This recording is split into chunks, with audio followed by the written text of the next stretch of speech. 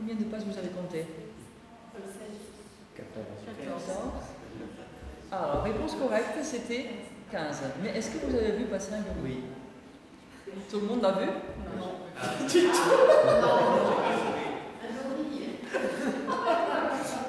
Or, il a passé lentement, il s'est bien montré.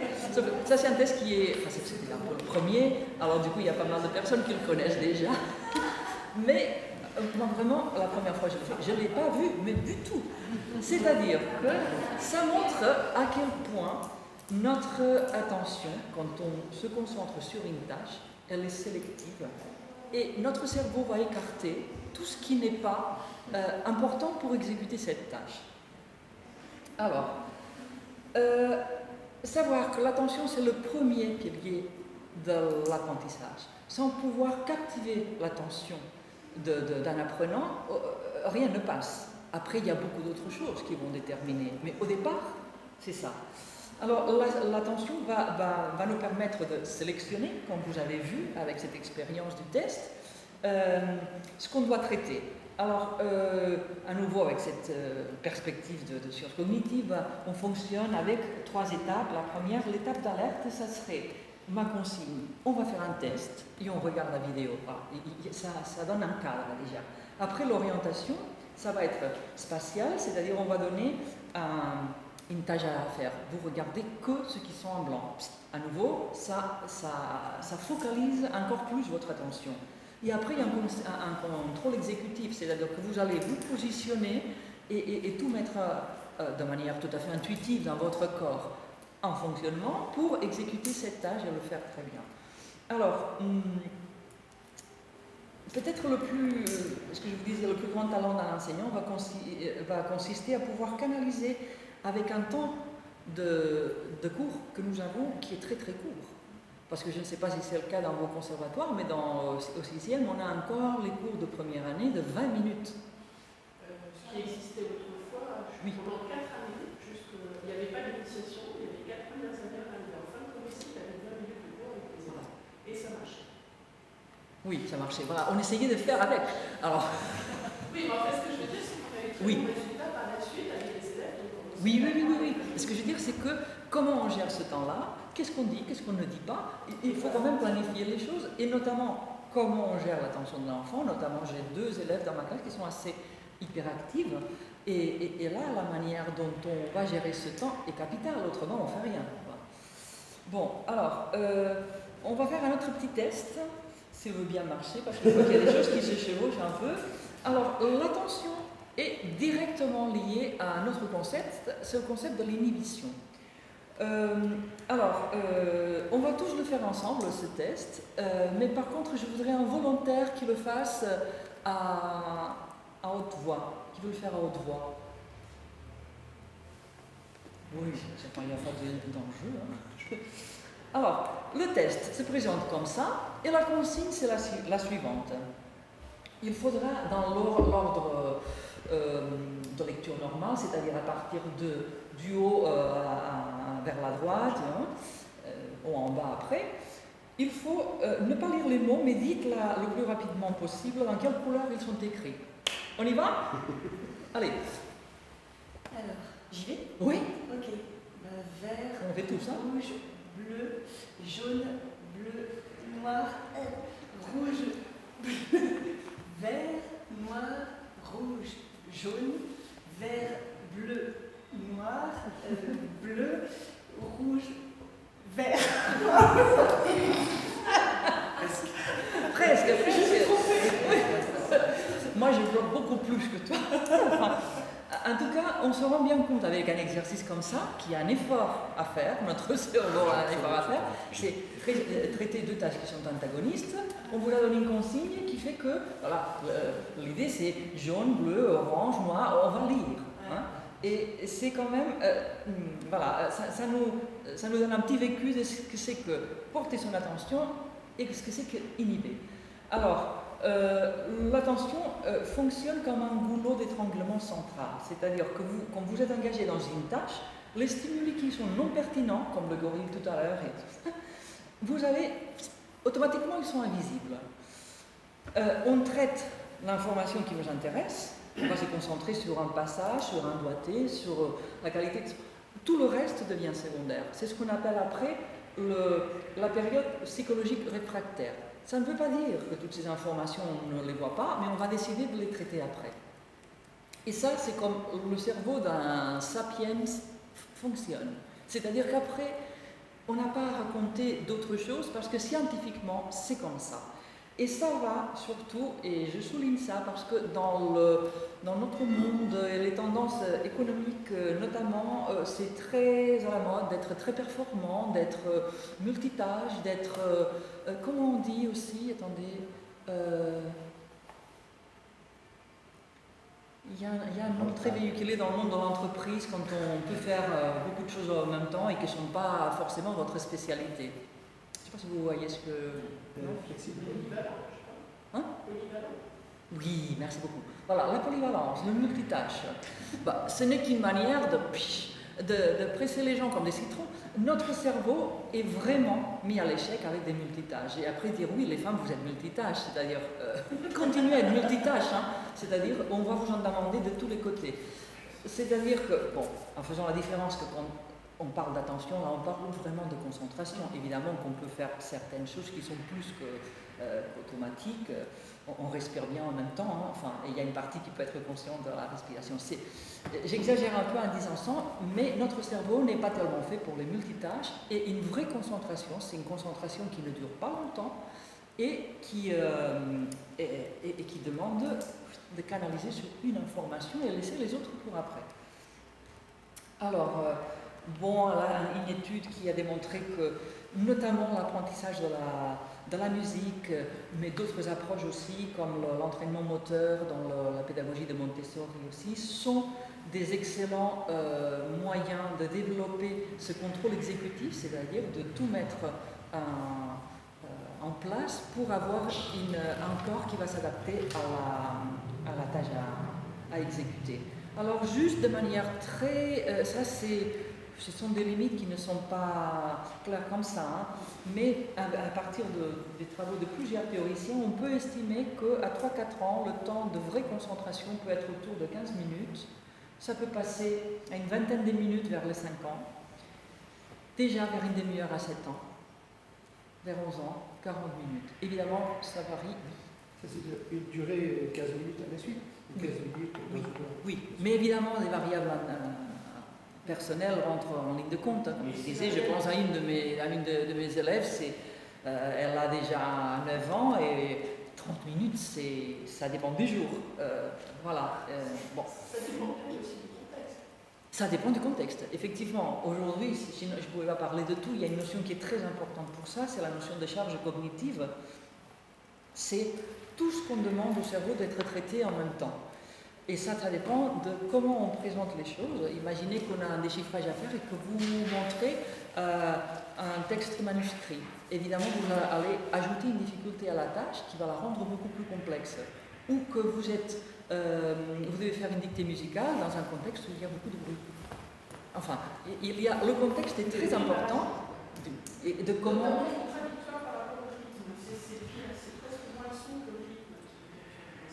Oui. Oui.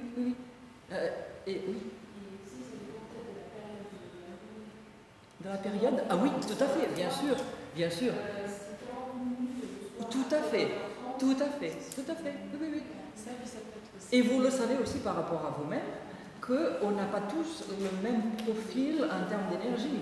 Il y en a qui sont très très bons le matin, d'autres personnes plus. C'est pour ça que j'ai dit ça, c'est pour donner une ordre d'idée, mais qui évidemment dépend de beaucoup d'autres paramètres, en dehors déjà des paramètres individuels de chaque personne.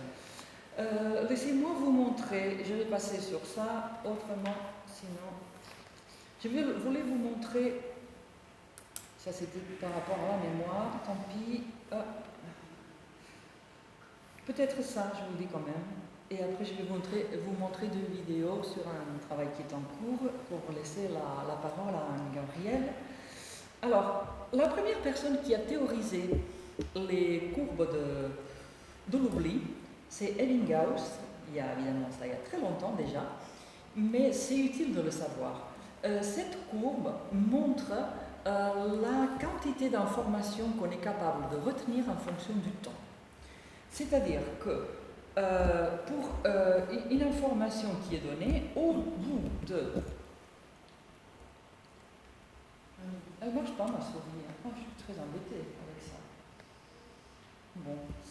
Vous voyez, ça descend, et quand vous arrivez à 24 heures dans les coordonnées ici en bas, on n'a qu'à peu près le 40% de l'information qui est retenue si on n'a pas révisé derrière. On donne une information, au bout d'un jour, on conserve grosso modo la moitié, 40%. Or, si on ne voit plus du tout cette information, au bout d'un mois, on a à peine un 20%. Là, sans que les valeurs soient strictes, ce qui est important, c'est que si, par contre, on révise derrière, on peut revenir toujours à ce 100% d'information et que plus on révise de manière rapprochée, plus on va retenir l'information et moins il va être important de réviser vite parce que ça va se consolider dans la mémoire à long terme et après on peut revoir une semaine après et l'information est toujours là. Je vous en parle parce que, évidemment aussi, ça dépend de l'information. Mais pour situer la question dans un cadre d'un cours, moi j'insiste beaucoup auprès de mes élèves d'abord d'essayer de récapituler toujours à la fin d'un cours, de dire bon, qu'est-ce qu'on a vu, qu'est-ce que tu vas faire, comment tu vas t'y prendre, de synthétiser un peu. Le fait de verbaliser, ça rajoute une petite couche au niveau de l'information. Et surtout de dire, tu vois l'exercice qu'on a fait là, ce soir, avant le dîner, tu te mets au piano 2 minutes. Tu m'as dit que tu n'as pas le temps, d'accord, mais 2 minutes tu les as. Tu te mets là, tu revois juste ce qu'on a fait, parce que si tu ne revois ça que 2 jours plus tard, ou parfois c'est le week-end, s'ils ont eu cours mardi, ben, il n'y aura rien. Et je revois l'élève une semaine après, et c'est comme si je ne l'avais pas vu la semaine dernière. Et ça réside sur un fonctionnement du cerveau qui est clair, c'est qu'on a l'oubli qui est très important pour le fonctionnement très sain de la mémoire aussi. On ne retient pas tout, heureusement. Mais pour essayer d'ancrer les apprentissages, il faut savoir ça, qu'il faut toujours revenir très vite à un apprentissage pour le consolider. Alors, après, là il y avait une restitution qui vous parlait de la même chose, mais je revenais à la question des connexions de tout à l'heure. Le réseau s'est créé. Si on ne répète pas après, ce réseau ne devient pas permanent. Et il va disparaître. Parce qu'il y en a de manière permanente qui partent et d'autres qu'on crée. Alors, parlons déjà plutôt d'un cadre d'interprétation. J'aime beaucoup ce commentaire d'Alfred Brendel, je vous laisse le lire. Il parle de l'expérience de l'interprète en concert.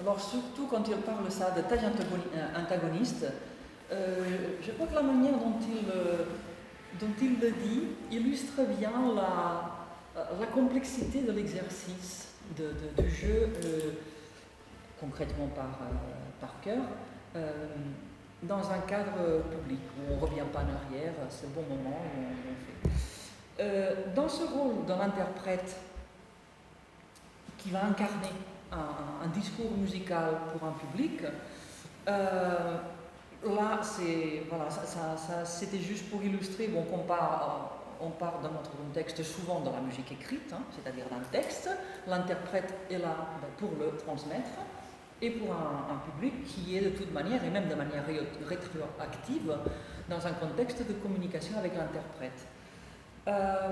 Alors, il y a un lien avec ce qu'on a vu sur les processus attentionnels, mais c'était des questions de base. Je vais vous parler d'un mode d'attention qui est particulièrement lié au processus créatif. C'est la pensée convergente et la pensée divergente. Il y a plusieurs études, je vous passerai si ça vous intéresse des articles là-dessus. Alors, il y a ce qu'on appelle la pensée convergente ou le mode focalisé. C'est comme un faisceau de lumière qui éclaire avec beaucoup de précision. Si vous faites de la photo et avec des caméras d'avant, les réflexes, vous voyez un peu ce que c'est de fermer l'objectif avec une grande netteté et précision, aller focaliser un petit objet. Alors ça, pour le cerveau, ça active nos fonctions exécutives, la partie frontale. Or, il y a un autre mode de pensée qui est le mode divergent, la pensée divergente, qui va être comme un faisceau qui est très large, qui va éclairer alors une surface très large, et ça va activer différentes zones du cerveau. La particularité de ce mode de fonctionnement, de pensée, c'est le mode de fonctionnement du cerveau par défaut. C'est-à-dire quand on ne se concentre à rien, on a une pensée qui est flottante, qui passe d'ici à là, qui est un peu une sorte de vagabondage de la pensée, sans concentration. Alors, la particularité, ou une des particularités du fait que cette pensée active plusieurs zones du cerveau, notamment toute la partie déjà non consciente qui va permettre des associations libres avec le contexte, des choses qui sont par rapport à votre passé, d'autres expériences précédentes en lien avec ce que vous êtes en train de faire. Et du coup, c'est ça qui ouvre de manière particulière à la créativité. Il y a plusieurs théoriciens qui travaillent sur ça. Laszlo Stáro, un chercheur hongrois qui conçoit ce processus de navigation cognitive pendant le jeu comme quelque chose qui se déroule dans le temps. C'est-à-dire le moment avant de jouer, on est dans une anticipation qui évoque surtout une imagerie, c'est-à-dire des questions visio-spatiales, beaucoup de métaphores gestuelles. On anticipe ce qu'on va faire en visualisant même le geste. La deuxième partie, qui est la partie d'une immersion totale, qui nous entraîne à un autre état de conscience qui est différent. Vous avez un peu la sensation d'être porté par ce que vous faites ou être un peu ailleurs, tout en étant présent, comme disait Brendel. Et on va focaliser l'attention, si vous voulez, mais sur des aspects concrets. Là, j'ai mis comme exemple soit la qualité de son, la direction de la phrase. Et à nouveau, il y a une question de métaphore impliquée dans cette phase qui est très importante. Et dans la dernière qui est liée au passé, c'est cette espèce de boucle rétroactive de réflexion, c'est-à-dire qu'on est en même temps en train d'écouter et d'ajuster en fonction de ce qu'on entend. Il y a quelque chose qui ne nous plaît pas et de manière très rapide, notre cerveau est capable d'adapter, de modifier le son. Pour nous pianistes, c'est souvent beaucoup de choses qu'on corrige au niveau des pédales, par exemple, parce que chaque lieu est différent. Là, voilà, ce style de processus. Il y a une autre... Excusez-moi, une petite observation, parce que là, les parties sont complètement égales, et quand j'explique à mes élèves, moi je leur dis on est plus dans l'anticipation, on est dans le présent et on est peu dans le passé. Et il faut que ça soit tout le temps en boucle. Et c'est pas trois parties égales. L'activité principale, c'est l'élément d'anticipation, sinon on ne peut pas jouer. Oui, c'est-à-dire que dans le modèle de Stáro, c'est son modèle. Le fait de l'avoir mis comme ça dans une boucle interactive, on voit bien que ce sont trois processus qui sont en jeu et qui sont dynamiques, mais effectivement, peut-être la part qu'on donne à... Je suis d'accord aussi, effectivement. Il aurait pu modifier un peu les... Ouais. Parce que sinon, ça ne marche pas pour nous. Oui, c'est intéressant parce que je suis en contact avec ce chercheur qui est venu à Paris d'ailleurs pour participer à un congrès. On en parlera, je vais remonter ce commentaire. Alors, il y a aussi une chercheuse canadienne, Isabelle Héroux, qui travaille beaucoup sur, elle l'appelle l'appropriation artistique, disons une phase du travail où ça va être surtout la réflexion du musicien sur comment s'approprier ce discours avec des partis pris, des choix esthétiques. Et elle relie à ça tous les supports extra-musicaux qu'on va voir. Ça peut être des références à des contextes différents, à la peinture, des analogies sensibles ou autres. Et je vais vous montrer, ça c'était très intéressant, mais je n'ai pas le temps. Je vais vous montrer ça des masterclass de Benjerov avec les élèves, c'était très très bien. Mais bon, ce sera pour une autre fois. Je vous montre un travail avec les élèves qui travaillent notamment sur cette pensée associative liée à la créativité et qui a donné souvent une enveloppe narrative des morceaux. C'est une étude exploratoire que j'ai faite sur des pièces de Florentine Mulson. C'est des pièces avec une écriture tout à fait conventionnelle, mais qui s'écartent un peu de l'écriture tonale, voilà, au niveau harmonique, je dirais surtout. Alors, on a donné ces pièces aux élèves en autonomie au départ, sans donner aucune consigne, rien dire, juste est-ce que tu comprends un peu, oui, ça va, je vais me débrouiller. Et j'ai enregistré plusieurs élèves, je vais vous en montrer juste deux. Au bout d'une semaine, de 2 semaines, elle a joué ça.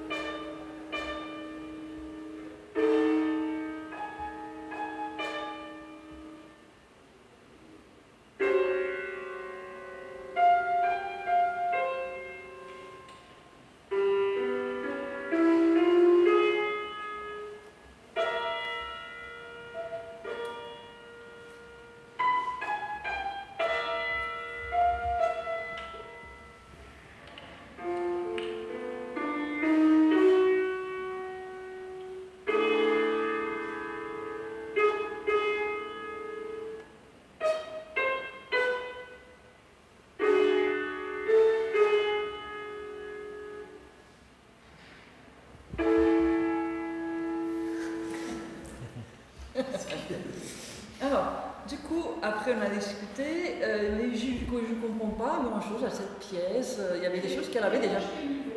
Quel âge? Oui, 3e année de premier cycle, 10 ans. 2 semaines en autonomie comme ça, et je ne comprends rien. Elle est étrange cette musique, elle dit. Et pourtant, on voit qu'il y a on a l'impression qu'elle déchiffre. Ben, pas du tout, parce qu'il y a certains accords qu'elle les a joués d'abord par cœur et après elle regardait la partition. Alors, la consigne après a été, on vous laisse une semaine en plus. Cette semaine, vous essayez de l'apprendre par cœur, mais surtout, vous allez faire attention à toutes les pensées qui vous viennent à l'esprit par rapport à la pièce. Qu'est-ce qu'elle vous suggère? Est-ce que des perceptions, des couleurs, même à la limite, si vous voyez une histoire par rapport à la musique, peu importe, mais essayez de réfléchir sur ça et laisser émerger des choses. Vous pouvez les noter sur la partition et on se voit la semaine prochaine. Alors, elle a noté ça sur la partition, elle est arrivée avec 7. Tout ça à noter. J'étais très surprise parce que c'est une élève qui avait commencé le piano avec moi et c'est la première fois qu'elle arrive en lui demandant ça avec une sorte d'analyse, avec des choses très numérotées, carrées et tout. Bon, elle a noté ça et elle a joué comme ça la semaine d'après par cœur.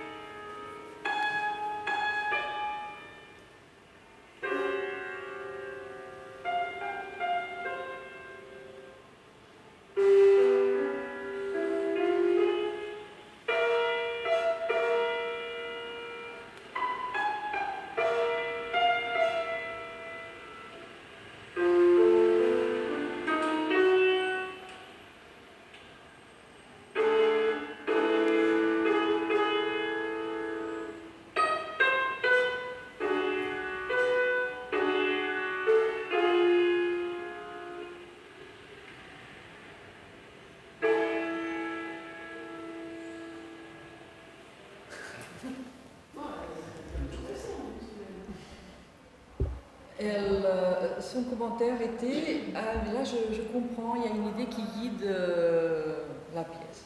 Juste pour comparer, une autre élève, même niveau, même âge, Je ne vous montre pas la vidéo pour ne pas faire trop long, mais elle a écrit ça. Elle arrive après la consigne, j'ai transcrit, hein, parce que sinon c'est difficile à lire sur la partition. Elle a écrit ça. Marche dans la forêt, et on se rapproche d'un danger. Deuxième commentaire, un avertissement de la part d'une personne. Deuxième système, se rapprocher un peu plus du danger. Le danger, là c'était le forté pour elle. Et là, le contraste de nuances, elle met ça, faire craquer une branche alors que l'on est dans le silence. On cherche à sortir de la forêt, là, l'angoisse monte. Pause dans le temps et tout recommence. Zut. Et après ici, marche dans la forêt, le danger à nouveau. Et elle a mis là, pause dans le temps, presque au bout de la forêt. Sortir de la forêt. Et après la consigne, après elle a apporté la partition et pour vous montrer comment elle a joué juste après ça.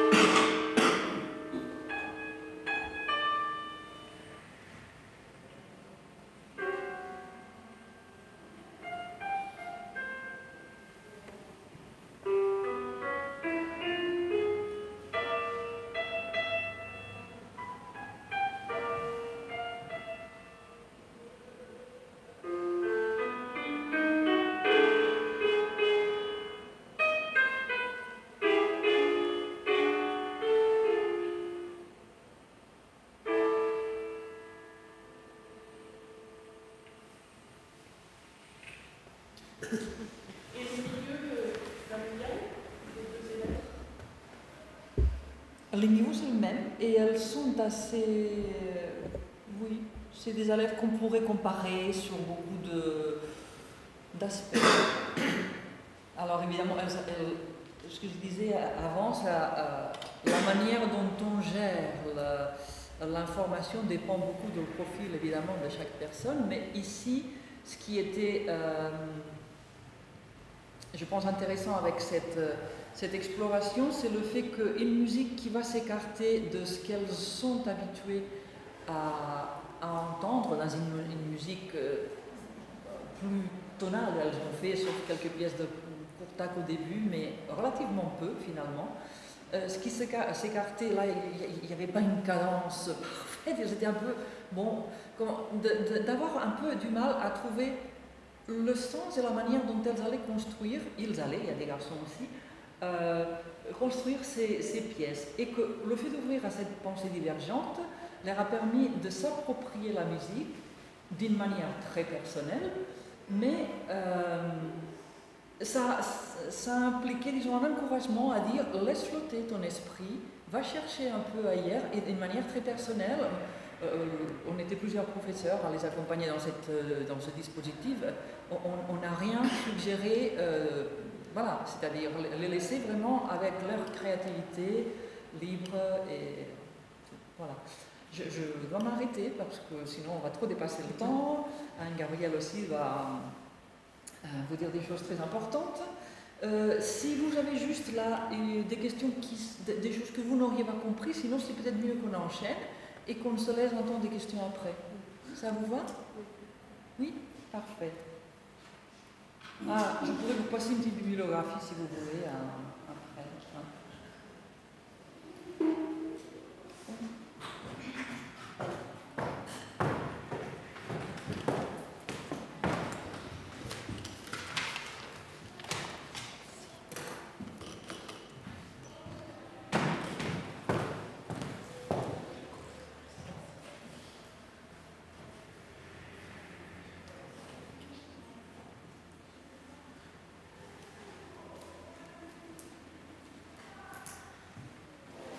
En fait, il faut pas.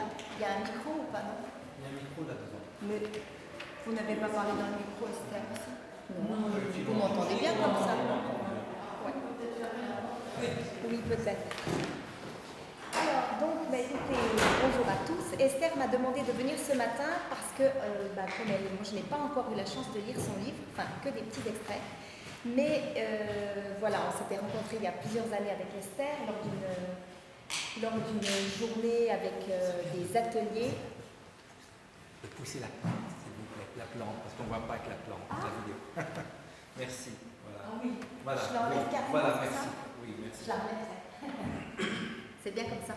Voilà, donc on s'était rencontrés lors d'une journée où il y avait des ateliers organisés autour de la pédagogie d'Alprose. Alors pour vous dire, c'est assez rare finalement de faire un exposé sur la méthode d'Alprose comme ça de façon très théorique, puisqu'en fait, la méthode d'Alprose, c'est justement une démarche qui est tout à fait d'abord active, mais c'est un exercice toujours intéressant. Et moi, j'ai essayé de vous faire, alors ça va être court, et en fait, j'ai été très intéressée d'écouter l'exposé d'Esther parce qu'il y a énormément de choses en lien, bien sûr. Donc vous allez peut-être parfois avoir l'impression que je répète, mais je suis partie dans cette présentation en vous disant déjà les trois branches principales. Alors déjà peut-être qu'on commence à lire cette belle phrase de Jacques Dalcroze. Alors évidemment, il fait lien avec tout ce que vous avez entendu avant. Alors vous voyez, les trois branches principales, c'est rythmique, solfège et improvisation. Ça, ce sont les... Quand on parle de méthode Dalcroze, en fait, ça sous-entend le travail autour de la rythmique, donc rythmique corporelle, solfège et improvisation, au sens large. Les origines, donc au début du XXe siècle, Jacques Dalcroze était musicien-compositeur, il enseignait en fait au conservatoire et il s'était rendu compte que dans ses élèves, il y avait un peu de style d'élèves. Il y avait ceux qui étaient très sensoriels et ceux qui étaient très intellectuels.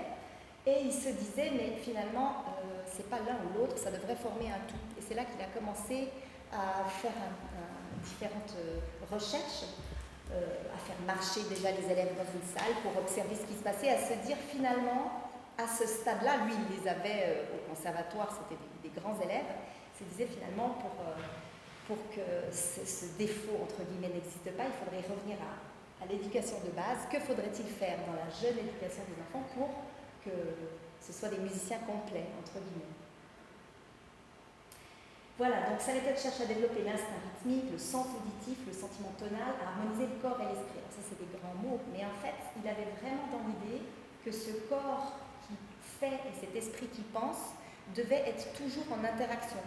Et on voit bien que parfois, développer l'audition intérieure, équilibre, émotion et action. Donc ça, vous avez vu que c'est que tous des termes dont Esther vous a parlé. Émotion. Donc moi, je ne vais pas rentrer dans le côté très théorique de tous ces aspects parce que je pense que vous pouvez du coup suivre ce court exposé en repensant aussi à tout ce que Esther a dit. Voilà, allier corps et esprit, on se rend bien compte que parfois on met l'un d'un côté, l'autre de l'autre côté, qu'on se dit, ben voilà, là tu es en train de faire, et puis là tu es en train de penser. Mais finalement, tout se passe en même temps, et les exercices typiques de la méthode Dalcroze cherchent justement à faire s'allier la tête qui a compris ce que le corps a fait. Et l'aspect répétition est très important, parce qu'en fait, si je rentre après dans un petit peu plus dans les détails, très souvent, l'enfant va faire un exercice, d'abord de façon instinctive. Et c'est parce qu'il va le faire encore et le refaire encore, qu'il va ensuite refaire l'exercice avec une conscience intérieure, comme une installation dans son esprit de quelque chose qui a été fait d'abord de façon instinctive, mais qui après n'est pas que instinctive, et qui peut après faire l'objet d'une compréhension intellectuelle. Et c'est là qu'on arrive à du solfège, à se dire, tiens, ben, en fait, voilà, ce que je vois dans la partition, c'est ce que j'ai ressenti avant, et en fait, c'est la même chose. Et c'est ce passage qui parfois ne se fait pas. Combien de fois on se dit, mais c'est pas possible, mes élèves, on l'a travaillé, pourquoi est-ce que ça marche pas? Parce que parfois, c'est ce lien qui ne se fait pas, et là, je pense que vous avez tous déjà remarqué ça, je suppose.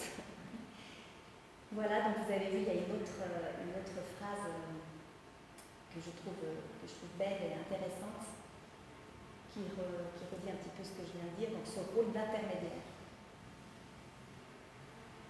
je ne vais pas trop vite. Alors, qu'est-ce que la rythmique d'Alcroze? Une éducation globale qui allie corps et esprit, on l'a dit, une pédagogie active et musicale fondée sur le mouvement corporel. Une démarche globale qui permet de ressentir intérieurement la musique grâce à l'interprétation corporelle des sons et des rythmes joués par le professeur qui improvise au piano. Alors ça c'est très important, vous voyez là une photo qui illustre un exercice. Voilà, les cours de rythmique d'Alcroze se passent dans une salle où il n'y a pas de table. On est d'abord dans une démarche globale, où l'enfant, alors je parle de l'enfant mais on peut faire de la rythmique avec tous les âges, hein, mais là je me consacre sur cet âge-là. D'abord, il va entrer en contact avec l'univers sonore, avec son corps. Il n'y a pas de crayon, il n'y a pas de... Voilà, c'est juste lui, dans l'espace, et la musique. Une pédagogie qui pose chez l'enfant, même inconsciemment, des bases d'écoute, de motricité et de sociabilité. Très important aussi, ce sont des cours de groupe. On ne fait pas de la méthode d'Alcroze tout seul dans une salle, même si on peut s'inspirer de choses, c'est quand même un travail de groupe. Une question. Oui. Ça s'adresse à des enfants de quel âge, effectivement? Alors, en fait, la méthode d'Alcroze, elle s'adresse à tous les âges. Mais comme a dit Esther aussi tout à l'heure, et beaucoup de chercheurs le disent, et Kodály, c'est la phrase de Kodály, quand il disait qu'il fallait poser les choses très tôt chez l'enfant, il est évident que plus tôt on commence, mieux c'est. Mais on peut très bien, moi ça m'est arrivé d'avoir des élèves qui arrivaient en deuxième cycle et ils arrivaient dans mes cours où moi j'utilisais la méthode d'Alcroze. Alors les choses vont se passer à des niveaux différents, mais ce n'est pas une pédagogie pour les jeunes enfants. C'est une pédagogie qui allie corps et musique, qui développe l'oreille. Donc selon l'âge, eh bien évidemment on va développer des choses différentes. Par exemple, hier, moi j'avais un cours avec des élèves ils ont 13-14 ans. On est autour des intervalles en ce moment, donc ce sont des élèves chanteurs, ils sont en filière voix. Mais là, je leur ai fait tout à fait un cours de rythmique d'Alcroze. On a travaillé les intervalles dans l'espace, en lien avec des rythmes associés. Donc là, c'était un cours de grand. Mais il est évident que plus ils ont pu commencer tôt à aborder ces choses, à faire des liens, à cette répétition, cette conscience ensuite des éléments travaillés, mieux c'est. Mais voilà, je ne sais pas si je réponds à votre question. Donc, c'est dans des cours de formation musicale, c'est ça? Alors oui, ça, après je vais y revenir, exactement. Là, je vous ai en fait, vivre et sentir la musique, je vous ai fait une espèce de tableau qui n'est absolument pas exhaustif, on pourrait mettre des mots encore à droite et à gauche, au-dessus, en dessous, mais voilà, pour que vous puissiez un petit peu imaginer ce qui se passe dans les cours. Donc l'imagination est toujours très présente, la créativité, on cherche à développer la créativité. L'univers sonore est toujours là. Le schéma corporel, alors bien sûr selon les âges, moi par exemple avec mes petits éveils musique et danse de 4 ans, eh bien le schéma corporel c'est carrément le sujet de l'année, c'est-à-dire apprendre à utiliser différentes parties de son corps. Après l'autonomie, ça selon les âges, de quoi on parle, l'autonomie chez un jeune enfant, ça va être de pouvoir par exemple se placer dans la salle au tout début de cours sans que j'ai besoin de redire attention, il faut se mettre comme ça, je vais avoir un petit signal par exemple sonore qui va vouloir dire voilà, début de cours qui se passe sous cette forme. Mais quand on parle d'autonomie ensuite chez un élève plus grand, eh bien ça va être retrouver un exercice à la maison, mais qui va toujours faire référence à quelque chose qui a été fait avant. Alors, une leçon type. Donc les principes fondamentaux, au départ on a une mise en train, chaque élément musical nouveau est travaillé corporellement. Soutien musical du piano, donc je dis piano, ça peut être un autre instrument, mais très souvent le professeur de rythmique a les prérequis, c'est une salle avec un grand espace, un groupe et un piano. Et le professeur d'Alcroze donc improvise et propose tous les exercices depuis le piano. L'enfant éprouve d'abord de façon intuitive et instinctive, ça c'est très important. Et à travers des exercices toujours plus difficiles, toujours plus complexes, il va progressivement prendre conscience de ce qu'il a fait. Et ça, c'est quelque chose de fondamental dont Esther pourra reparler après, mais c'est cette idée de d'abord faire de façon intuitive et après refaire avec conscience. Et c'est au moment où on refait avec conscience, finalement, qu'il y a quelque chose qui se passe en nous et qui finalement marque les choses. Travail sur un thème, les mêmes éléments intégrés grâce au mouvement et à la musique sont identiques identifier, nommer et illustrer. Alors quand je dis nommer et illustrer, ça peut être soit en chantant quelque chose ou avec une partition lue. Le professeur assure des liens forts entre pratique et théorie. Donc pour répondre à votre question, en effet, très souvent, le cours de rythmique d'Alcroze se fait comme un cours de formation musicale. Il le remplace même. Moi, j'ai été professeur à Paris, en fait, pendant près de 20 ans. J'étais au 13e, au 15e et au 9e. Et là, j'étais tout à fait associée au cours de formation musicale. Là, maintenant, je suis à Vincennes. Et à Vincennes, j'ai pris un poste qui est la formation musicale du danseur et la formation musicale de la filière voix.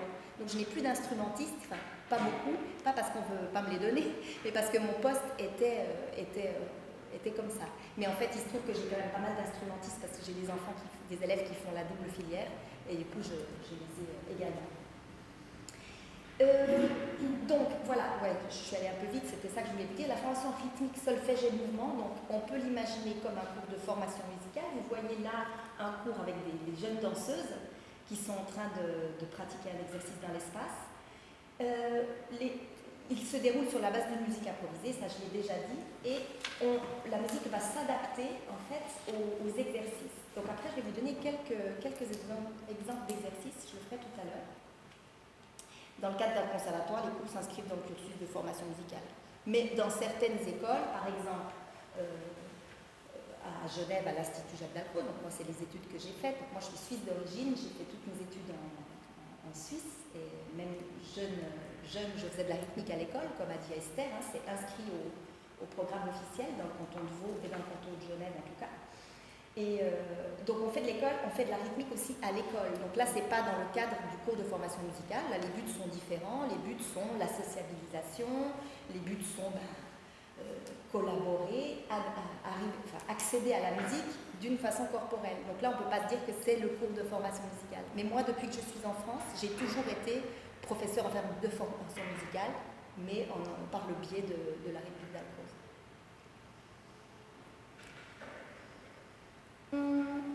Voilà, donc vous voyez là, oui, j'avais un peu en arrière, donc on voit là que je suis au piano, je guide l'exercice, et puis après il y a un moment où on va arriver à de la représentation mentale.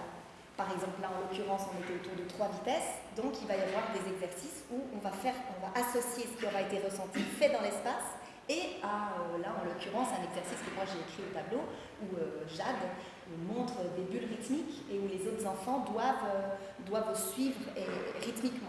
Mais tout ça, ça vient à un moment où déjà beaucoup d'exercices ont été faits dans l'espace, où les enfants en fait ont vécu ça. Donc au moment où arrive la notion musicale, en fait, elle fait référence à quelque chose qui est déjà connu, mais qui est connu, pas encore visualisé. Donc ça, c'est tout à fait particulier de cette méthode. Voilà, puis après, il y a un moment, j'aime bien cette photo, voilà, donc un moment où on va carrément avoir, alors là c'est comme du solfège traditionnel, où on va avoir son classeur devant les yeux, une partition en l'occurrence, un chant, et ce chant en fait il va reprendre et rebondir sur des choses qui auront été vues dans la première partie du cours. Et ensuite ils vont partir à la maison avec un petit conseil, passe 2 petites minutes avant de manger pour revoir cet exercice, relis celui-ci, et c'est là où on cherche à une certaine autonomie, je parlais d'autonomie tout à l'heure, parce que on espère que cette répétition va faire que peu à peu ils n'ont plus besoin le cours est très important, mais il y a un moment où ils peuvent aussi se débrouiller en fait, se débrouiller grâce à la mémorisation de ce qui aura été fait pendant le cours. Voilà, là vous me voyez avec des tout petits, ça c'est des éveils musique et danse. Voilà, donc à Vincennes, il y a ce cursus où les enfants en fait commencent à 4 ans. Musique et danse, et à 5 ans encore musique et danse, et c'est après qu'ils vont choisir leur filière. Voilà. Je me suis dit que c'était intéressant pour vous d'avoir vu. Alors que développe cette pédagogie chez l'enfant? Donc d'abord c'est une pédagogie active, ludique, vivante, et les buts sont multiples, moi je vous laisse lire, mais en tous les cas, toutes ces choses-là, je pense qu'on peut se dire que ce sont des buts qu'on aimerait voir se développer chez les élèves instrumentistes, musiciens, chanteurs, jeunes comédiens. Je ne sais pas s'il y a encore des cours d'art dramatique pour les enfants à Paris. Est-ce qu'il y a certaines classes aussi Collège, à partir du Peut-être plus au collège. Hein, ouais. Mais vous voyez que ça, c'est des choses de musicalité, sens du rythme et du mouvement, bien-être physique et psychique. On se dit, bah oui, c'est pas seulement pour les pianistes, ce sont des qualités. Alors, je voulais juste vous lire une petite chose. Je voudrais vous donner quelques exemples. Alors, je ne vous ai pas écrit. Voilà, citons quelques exemples. Donc, une des particularités est que l'éducation musicale se réalise en exerçant la motricité globale, c'est-à-dire le mouvement de tout le corps. Alors, quelques petits exemples concrets. Les notions du poids, par exemple, en se déplaçant, nous permettront de sentir et de prendre conscience de la métrique et de la mesure dans la musique. Un autre exemple, à travers la tension et la relaxation musculaire, il nous sera plus facile de sentir les nuances. Un troisième exemple, l'orientation dans l'espace va nous permettre de travailler l'aspect du phrasé. Et un quatrième exemple, l'utilisation de l'espace enrichira la conscience de l'espace sonore, aidera à percevoir la distance entre les notes d'une gamme, des intervalles ou des accords. Alors on regardait l'exemple que vous avez montré pour c'était Kodai, hein, je crois. Voilà, donc ça c'est aussi des choses qu'on fait beaucoup avec les enfants, c'est qu'on fait beaucoup visualiser des choses. Ces visualisations de plein de sortes, l'idée dans la méthode d'Alcroze, c'est de multiplier toujours les approches, c'est-à-dire que, je dis n'importe quoi, la gamme de Do, on va la travailler une fois où on se dit tiens, on avance, on recule sur un espace plat, une fois ça va être ça monte, ça descend comme ça, une fois on va travailler autour des tons et des demi-tons, donc on va jouer avec des petits sacs, pouvoir voir où se placent les demi-tons. Puis après on va se dire tiens, comment ça s'écrit sur une portée, puis tiens, si on jouait avec des lames sonores. Bref, une même notion en rythmique d'Alcroze se travaille à travers un tas d'exercices différents, parce qu'avec cette idée que plus riches auront été les expériences, plus solide sera aussi la mémoire de celle-ci. Et sachant que les enfants vont percuter plus sur certaines expériences que d'autres, ils ne sont pas faits tous pareils. Certains sont très visuels, certains sont très auditifs, certains sont tout ça, certains sont très kinesthésiques. Il y a aussi la notion de toucher qu'on utilise pour beaucoup d'exercices. Mais en tout cas, retenir ça, ça me semble très important, c'est que vraiment c'est de diversifier les exercices. C'est pas la méthode d'Alcroze n'est pas un groupuscule d'exercices qu'on ferait dans un ordre précis de 1 à 30, mais plutôt un laboratoire d'expérience. Voilà, je pense que ça... Alors oui, juste... Vous citez dans son article de Jacques Dalcroze écrit en 1909, L'éducation par le rythme, dans une revue qui s'appelait Le rythme, il disait, c'est une citation, il parlait des 4 qualités primordiales du musicien: la finesse de l'oreille, la sensibilité nerveuse, le sentiment rythmique, c'est-à-dire le sentiment juste des rapports existants entre les mouvements dans le temps et les mouvements dans l'espace, et enfin la faculté d'extérioriser spontanément les sensations émotives. Donc, je trouve que ces 4 qualités primordiales, en écoutant ce que Esther, ce dont elle nous a parlé tout à l'heure, je trouvais qu'on retrouvait ces qualités. Bref, ça va tout à fait dans le même sens. Voilà jusque-là. Après, je vais écouter vos questions. Quelques petits mots. Donc, l'association d'Alcroze France, dont je suis la présidente, eh bien, regardez, on voit bien voilà. Donc, il y a des professeurs de rythmique dans tous ces endroits que vous voyez en France. L'association d'Alcroze France est là pour le but de faire connaître, développer, coordonner les actions. Et puis, voilà, ça c'est juste un petit mot. On a sorti avec l'association des cahiers d'exercices qui proposent en fait quelques chansons avec un déroulé d'exercices. Alors, ce n'est pas une méthode, mais ça peut donner des idées dans le cadre de vos cours. Donc voilà, vous voyez ici une chanson que j'ai écrite pour les tout petits talons pointe. Donc ça, c'est vraiment quelque chose qui développe le schéma corporel, l'orientation dans l'espace. Très souvent, on fait plein de choses à la fois. Alors, c'est du multitâche, mais c'est du multitâche avec l'aspect automatisé. C'est-à-dire qu'en fait, on fait beaucoup de choses à la fois, mais certaines choses deviennent complètement naturelles, en fait. Voilà, une chanson pour les tout petits. Puis de l'autre côté, vous voyez une chanson de ma collègue Laetitia Dessé qui travaille autour des rythmes ternaires, qui peut se faire avec un matériel, des foulards, des balles, où là on est vraiment dans quelque chose de l'ordre de apprentissage des rythmes ternaires dans une classe de formation musicale. Voilà, on a mis en place un certificat, c'est à Vincennes que ça se passe, c'est sur 2 années. Donc si ça vous intéresse, eh bien en fait n'hésitez pas à vous connecter sur notre site et puis vous aurez toutes les informations. on a 20 étudiants qui ont commencé en octobre 2018, qui vont terminer là, en fait, en juin. Et puis, on aura une nouvelle session qui va démarrer donc, pour 2022. Voilà. Je vais un peu vite, mais... Et voilà, donc ça c'était quelques mots parce que j'ai oublié de me présenter. Donc moi je suis suisse d'origine, je fais toutes mes études à Genève. Puis je suis venue il y a plus de 20 ans maintenant enseigner à Paris. J'ai eu un peu un rôle de pionnier au début parce que la rythmique d'Alcroze était très très peu connue. Il y avait Joy Kane que peut-être certains ont connu, qui faisait des stages à l'Ariane. Et puis moi très vite, j'ai travaillé donc dans le 15e, 13e et 9e arrondissement. J'ai toujours été engagée pour vraiment enseigner la méthode d'Alcroze. On m'a toujours demandé dans les conservatoires de faire ce travail interdisciplinaire. Et puis voilà, j'enseigne aussi, je ne sais pas si je l'ai dit, oui, je suis aussi professeure à la maîtrise de Radio France, où j'enseigne la rythmique aux enfants du cursus. Et puis voilà, on est dans un projet aussi en ce moment qui est passionnant à la Philharmonie, qui s'appelle le projet Ève, qui est existé par la voix ensemble, où en fait les enfants chantent, donc il y a beaucoup de chœurs, et il y a aussi de la rythmique, il y a aussi de la méthode Alexander, un travail de musicothérapie, c'est un travail passionnant, et on est suivi par des chercheurs qui vont en fait chercher à savoir, on est tous convaincus que la musique c'est très important et que ça fait du bien à tout le monde, mais de pouvoir l'objectiver et dire pourquoi, qu'est-ce que ça fait chez l'enfant, la collaboration, voilà, donc tout ça est en cours, mais je pense que ça va être passionnant parce que finalement il y a peu de recherche sur ce sujet-là. Il y a des sujets on s'intéresse beaucoup au cerveau, mais finalement, pourquoi c'est bon, pourquoi on a raison de se lever le matin et d'aller travailler dans nos conservatoires? Il y a quand même, il y a plusieurs siècles, on considérait que la musique et les mathématiques étaient des disciplines Absolument. de la plus haute importance. Tout à fait. Donc c'est quand même quelque chose qu'on a perdu au fil des siècles. Oui, mais c'est vrai. Et puis c'est vrai que selon les pays, c'est différent. Moi, j'ai quand même été... La rythmique de la positive, bien sûr. Tout à fait. Oui, c'était en 1. C'était en 1. Tout à fait. Mais on ne se posait pas la question de hiérarchiser les choses. Et c'est vrai que là, on a peut-être un besoin de revenir à quelque chose de très complémentaire. Mais oui, en tout cas, bon, c'était très court. J'espère que c'était un peu clair.